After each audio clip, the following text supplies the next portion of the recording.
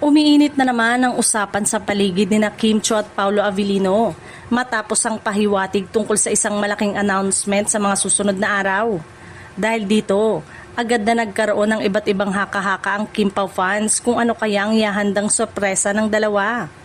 Matagal nang sinusubaybayan ng kanilang supporters ang bawat proyekto at ganap ng tambalan, kaya natural lamang na maging curious ang lahat sa posibleng ibabalita nila. Isa sa pinakamalakas na posibilidad ay may kinalaman nito sa bagong proyekto sa entertainment, lalo na't napatunayan na ni Kim at Paolo na malakas ang kanilang chemistry sa screen. Matapos ang kanilang matagumpay na pagsasama sa My Love Will Make You Disappear, muling nakatakda silang magtambal. Hindi rin maikakaila na patuloy na lumalaki ang Kim Pao partnership. Nitong 2026 dinala pa ni Kim at Paolo ang kanilang on-screen tandem sa Love Kim Pao World Tour na nagpapakitang hindi lamang sa telebisyon at pelikula nakikita ang kanilang appeal.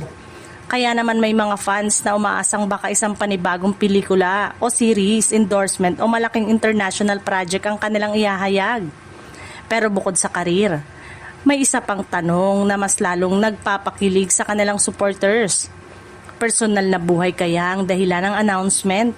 Mas kapansin-pansin din ang timing dahil parehong naging abala sina Kim at Paolo sa kanilang career milestone ngayong taon.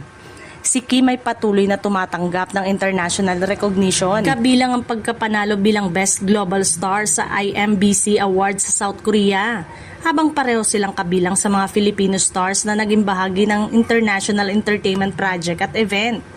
Kaya ngayon, iisa ang tanong ng Kim Pao fans, ano nga bang malaking pasabog ni Kim Chiu at Paolo Avellino?